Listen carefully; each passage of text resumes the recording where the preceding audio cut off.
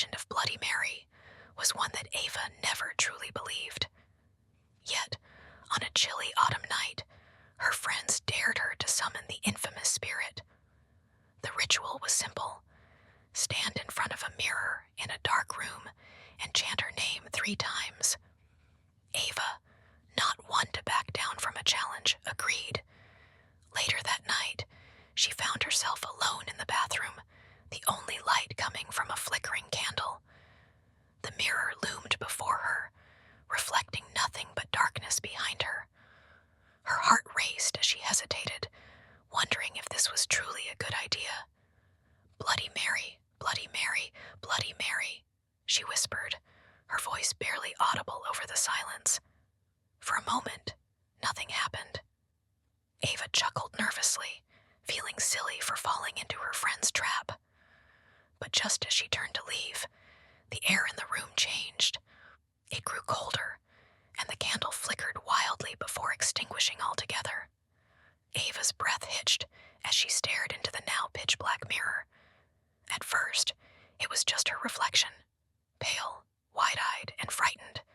But then, behind her, something shifted. A dark shape began to form in the glass, like smoke coiling into a figure. Suddenly, a woman's face appeared. Her eyes were hollow, her skin gray and cracked like porcelain, and blood dripped from the corners of her mouth. Ava froze, too terrified to move, as the woman's lips curled into a twisted smile. "Who dares disturb my rest?" the voice hissed, sounding like it came from everywhere and nowhere at once. Ava tried to scream, but her voice caught in her throat.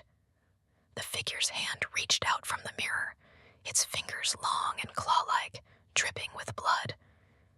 It grazed Ava's shoulder, cold as death itself. In a frantic burst of fear, Ava bolted for the door, but it slammed shut with a deafening crash. The room felt suffocating, and the mirror seemed to pulse with a life of its own. Bloody Mary's voice echoed through the small space, a chilling whisper that grew louder and louder. "You called me. Now you're mine." Ava's world went black as something icy wrapped around her throat, pulling her toward the mirror. The next morning, her friends found the bathroom empty. The only thing left behind was a single bloody handprint smeared across the mirror. Ava was never seen again,